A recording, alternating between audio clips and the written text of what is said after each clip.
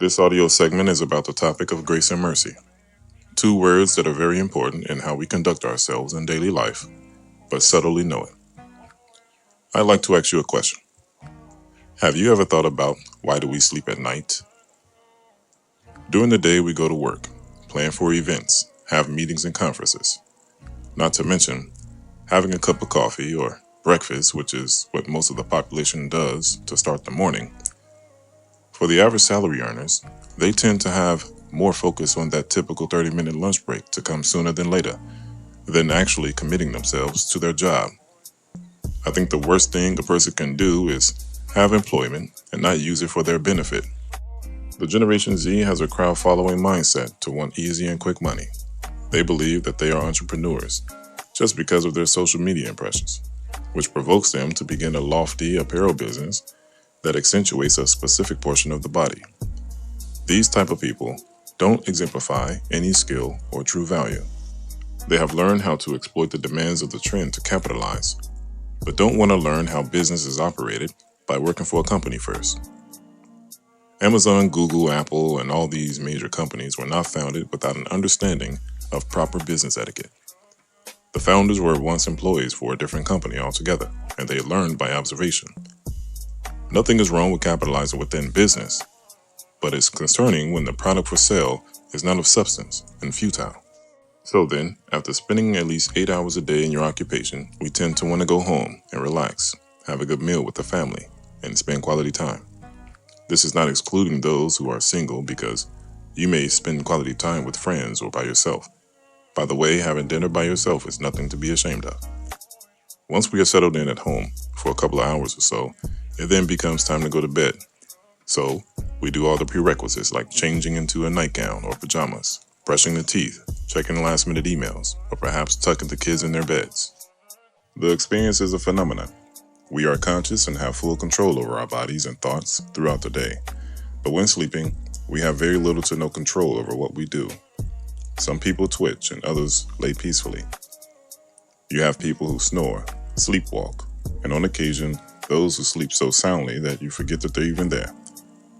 How is it that when we are awake and being social, we behave different when we are asleep?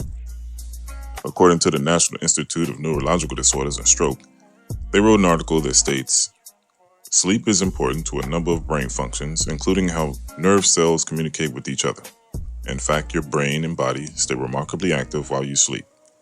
Recent findings suggest that sleep plays a housekeeping role that removes toxins in your brain that build up while you are awake.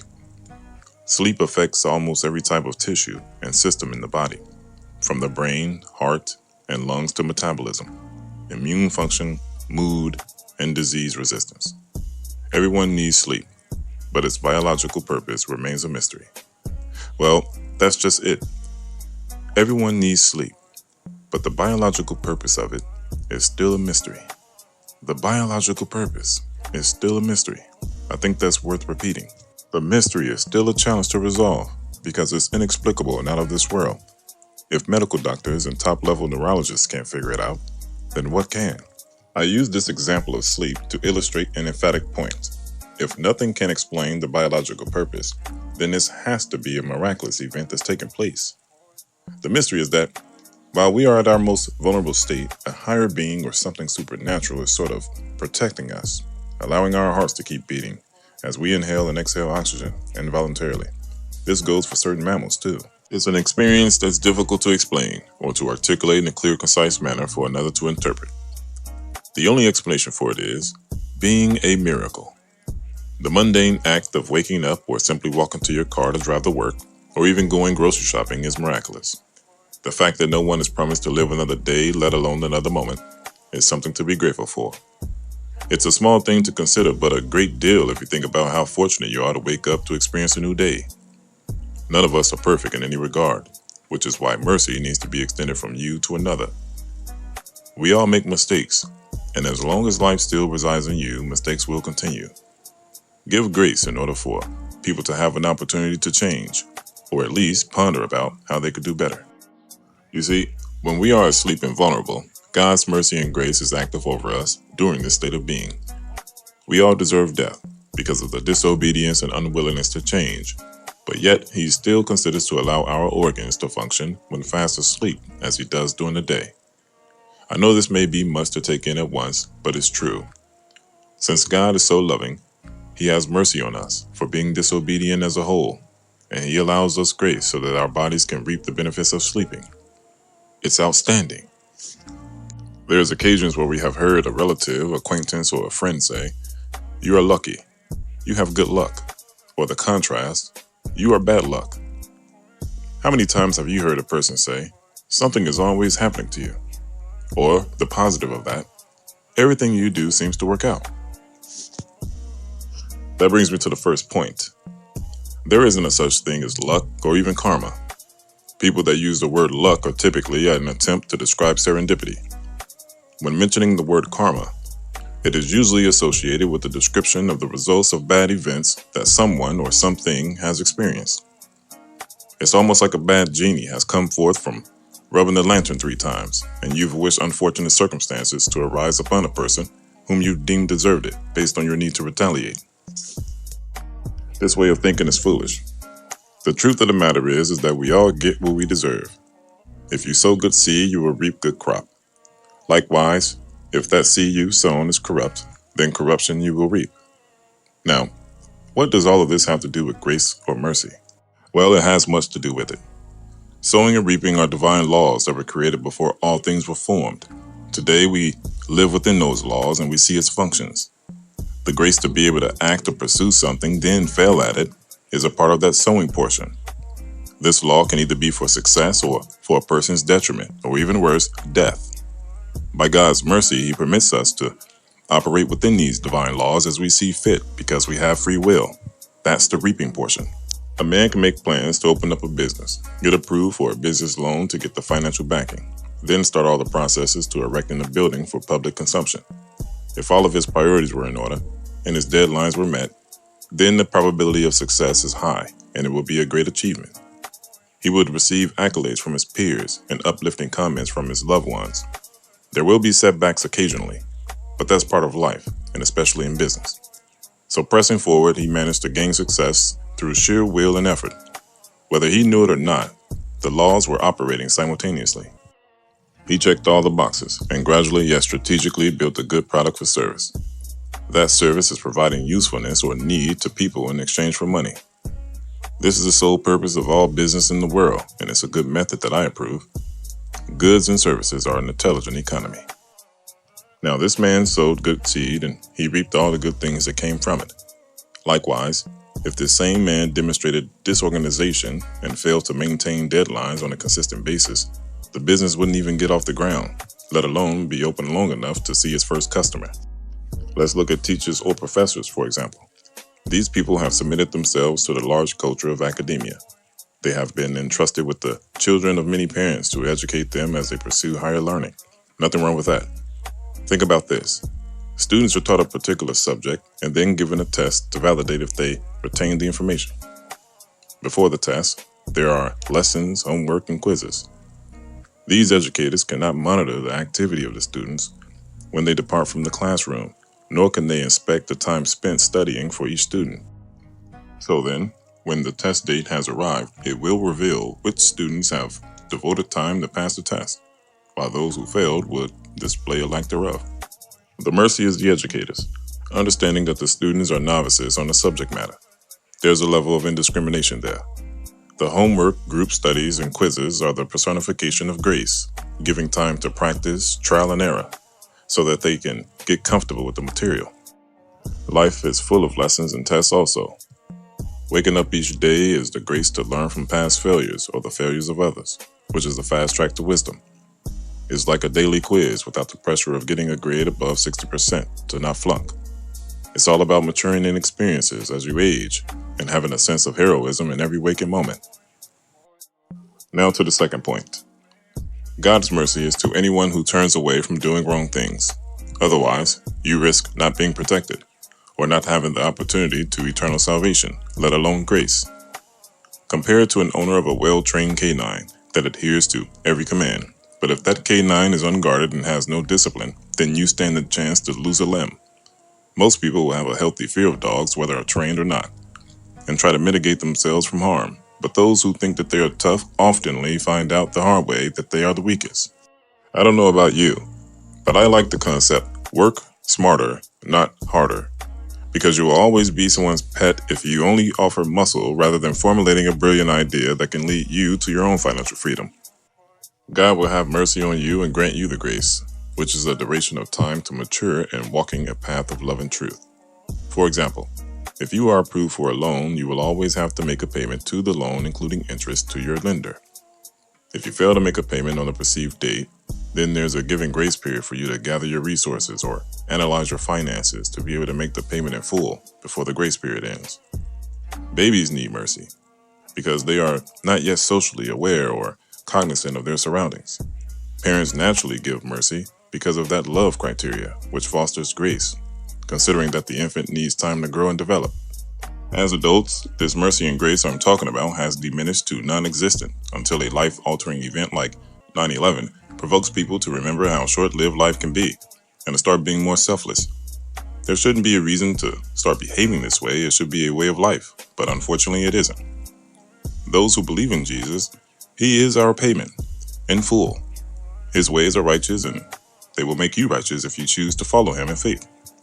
Abraham also believed, and it was imputed in him righteousness. So simply believing can make you a righteous man or woman in the sight of God. Once you have the faith, then your deeds will follow, because faith without works are dead. Anyone who has aspirations or goals, but yet doesn't have any actions or results that follow, essentially has reached a dead end. Once you have sincerely decided to follow His examples, then your decisions will be closely aligned with what is the right thing to do. For the last point, it's all about the grace period we have to get right with God before our last breath. Everyone has grace, whether they know it or not. There's 8 billion people on earth, and that number is still growing even today. But with that amount of people, God's grace still pours out over the wrongdoers and those who seek to live righteously each day. That grace is the evidence of true love, which pertains to my first message. God's love is not equivalent to anything in the world or in the heavens. Jesus is the closest thing to the love of God that we will ever have, and I'm thankful for that. Continually, Jesus is that grace and mercy. Here it is, a human came from above in the heavens to earth, dwelling in our midst, mingling and sympathizing with everyone. He came in human form through a virgin female, which those of the faith know Mary. Now, though Mary is the mother, and counted blessed amongst all women, she is not to be praised or glorified. As believers, we must exalt the Son and not the woman who bore Him. Certainly, I am aware of the opposition and those who do not agree with the faith I talk about, and this is okay. I am not here to condemn anyone, and I'll leave that task to the person who has that authority. So then, from an infant to a man, he grew and resided in many places. He didn't have a permanent address, and I'd go as far as to say, that's because his address was not of this world, but of royalty and heavenly places. As men, we also must grow in faith, leading the women to faith, having mercy on one another, and like lenders, granting grace. Domestic violence and abuse has soared to high percentages in this generation, and one of the reasons out of many is because of the lack of grace. The parties involved in such drama-filled relationships don't have the patience to deal with the immediate issue. They're entitled and have a low emotional quality about themselves. Before you can forgive someone, you must first have mercy on them so that grace can be granted. Jesus traveled by foot mostly, with 12 men who were not of any status but common men. It would be similar to your local farmer, butcher, or fisherman. They all walked and journeyed with him. He taught, healed, and fed the hungry, experiencing turmoils and strife, receiving death threats, but still continuing in healing and teaching to whomever the Father led him to. There were villages and towns that were not blessed with his presence. This was not because God the Father wanted the people in those regions to be left out, but it was because Jesus needed to go to the lost sheep first, who were the Israelites. Then after that, he went to the others. Why is that? Why would Jesus be led to ignore other people? Well, I believe answering these questions can be answered with a question. Have you ever heard of the adage, absence makes the heart grow fonder? These people in these passing villages and towns didn't know the law or the prophets, and they were learned in paganism. There were some who knew of the law of Moses and the prophets, but they had to be secretive about it while dwelling in their own nations. Today, there are families that have raised their children to a certain moral code that's contingent to their religion. But more often than not, the children begin to learn on their own about other religions and being exposed to all types of doctrines. In the midst of this exposure, they began altering their belief into something else that's more convincing in its practices. So, without getting in trouble, the child initiates learning that religion incognito. There was a Gerasene woman who had a hemorrhage in her womb for 12 years, touched the bottom of Jesus' garment, and she was instantly healed. He felt power leave his body and said, "Who touched me?" Now, he knew who touched him, but it was a rhetorical question. The woman noticed that she could not hide herself, even though there was crowds quickly gathering to see him. So, she came and fell down at his feet, and she told why she had touched him. In all grace and mercy, he said to the woman, "Daughter, your faith has healed you. Go in peace." How sympathetic and compassionate it must have been for the disciples to witness such a miracle. We can also display the same act of sympathy and compassion towards strangers, giving them our comfort and attention. It doesn't take much to impress yourself onto a person that you see is distraught in order to offer emotional support, being a listening ear, or simply mourning with that person. You could be the person to offer your garment so that they can be healed. After the disciples were dumbfounded by what just happened, Jesus then sent the woman on her own way in peace. Now, remember, this woman was a foreigner, and she had the faith to make an extreme effort to get close enough just to have an opportunity to touch him. How many times has God given us the opportunity to know him today? Many times, by his grace, he will lead a person who knows him to your vicinity. However, it goes unrecognizable. Today, if you are alive and listening to this message, you have that opportunity, which is to touch the bottom of the garment as well. But the question is, will you? I believe we can take this as a great example of what it's like to seek God with all your heart and all your might. The entire story of Jesus is a story of grace, mercy, and love. That grace is to give us the opportunity to hear the truth, decide if we want to follow that truth, and then live according to it. Through grace, you can obtain salvation, which is through the Son and nothing else. Nothing else can save your soul. No other God, no pagan ritual, not even being a good person could solidify you a place in the kingdom of heaven. And there are many mansions. Heaven and hell are real places. They are not fake. Spirits are real as the things you touch, see, or the foods you taste. This is another topic to speak on, but there are different types of spirits in the world, and it's essential that you distinguish which are from Satan and which are from God when you are a believer. Nevertheless, if God has given us mercy, so then we shall also give mercy. We have to be graceful and merciful to others. The walk with Christ is counter to the world, and it will appear to be awkward or hard to do. In fact, it's easy to do. But since this generation has developed so much pride in the pursuit of social credibility through social media and money, it will be difficult. But again, that's why grace shall abound. God's timing is not of this world, so we cannot have expectations based on our own time frames. This is why the scripture states in Proverbs chapter 3, verse 5, "Trust in the Lord with all of your heart, and lean not on your own understanding." Following Christ is not a religion. This is not Catholicism, Mormonism, or any of the isms. Speaking of religion of today, if you are going to be religious, then teach the religion in full, not only in part. Most theologians and historians who study ancient doctrines will often ridicule the context of the Bible and esteem it unworthy for teaching because it's contradictory. The compilation of books and their content that's within the Bible assuredly has no fault. A man named Sir William Ramsey, who is well known to be one of the greatest historical scholars and archaeologists in history, decided to try to disprove the Bible as the inspired word of God by showing that the book of Acts was not historically accurate. On his prowl, after 30 years of archaeological research in the Middle East, Ramsey came to the conclusion that Luke is a historian of the first rank. Not merely are his statements of fact trustworthy, this author should be placed along with the very greatest historians. He later wrote a book on the trustworthiness of the Bible based on his discoveries and converted to Christianity. The prestigious Smithsonian Institution's Department of Anthropology has offered the following official statement pertaining to the historical reliability of the Old Testament. Quote, "The historical books of the Old Testament are as accurate historical documents as any that we have from antiquity, and are in fact more accurate than many of the Egyptian, Mesopotamian, or Greek histories. These biblical records can be and are used, as are other ancient documents, in archaeological work." End quote.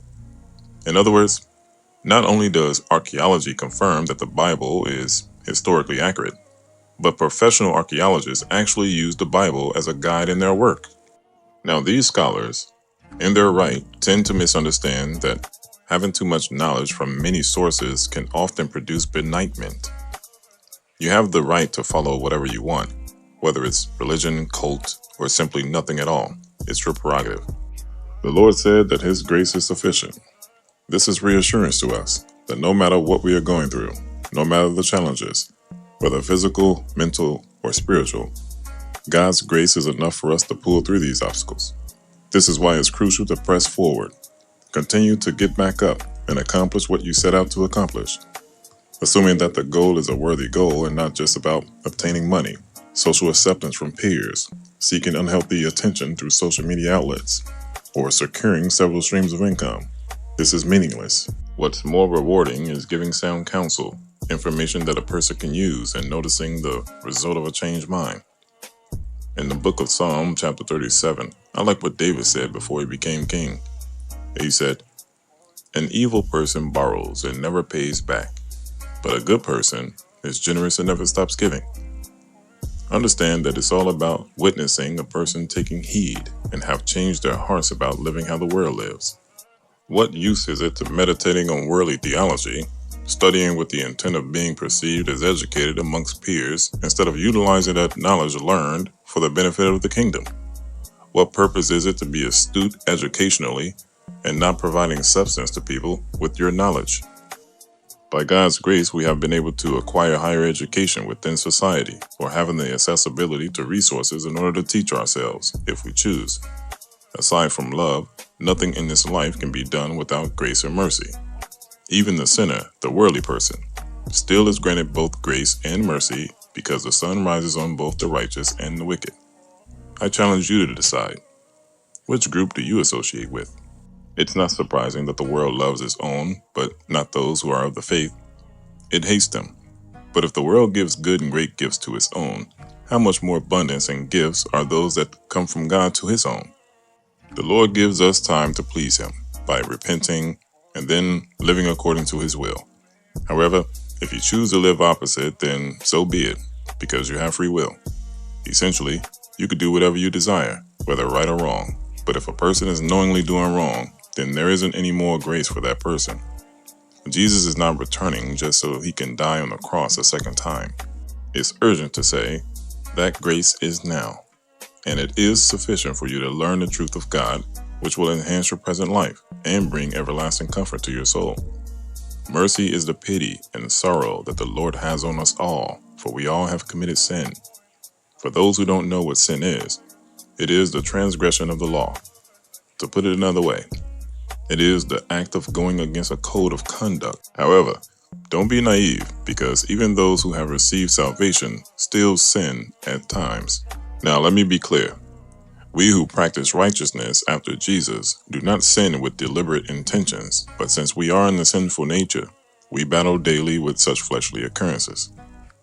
But we must remain firm and wear the armor that is described in the book of Ephesians chapter 6, in the fight that isn't flesh and blood, but of principalities, powers, rulers of darkness, and spiritual wickedness in high places. May the mercy of God be with those who are seeking help, seeking stability, shelter, or even love in places that are toxic.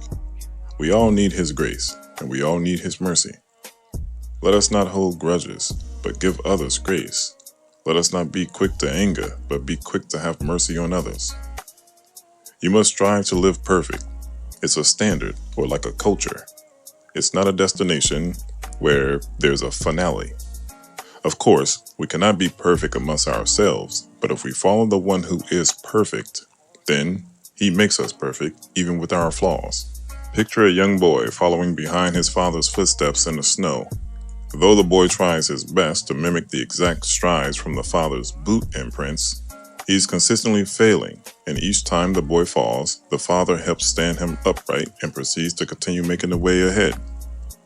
This is what is meant by, a righteous man falls down 7 times and rises up again. Falling is not failing, but failing is a lack of trying. Let go of your past and release all that psychological strain, which are strongholds. No one is perfect, but he. Nevertheless, we must strive to be perfect and to live peaceably with all men. To strive, meaning put in practice daily. It's not an end goal, but a lifestyle. Let me express this. God's words are not hard to interpret, nor does he make it difficult for us to understand him. If a father places obstacles in front of his children just so that he can avoid them, is he truly a father? But if a father places clues and demonstrates loving characteristics in order for the children to grow on their own while getting to know him in the process, that's a good father. In actuality, the ways of living righteous are not grievous. They are simple to follow, but what makes them challenging to adhere to is the pride to relinquish the present customs that one has become familiar with. This is a way of life for that person, and it's their form of what's right. That's part of free will. And through free will, there is grace that goes unnoticed, even when it's presently active, all the days of our lives.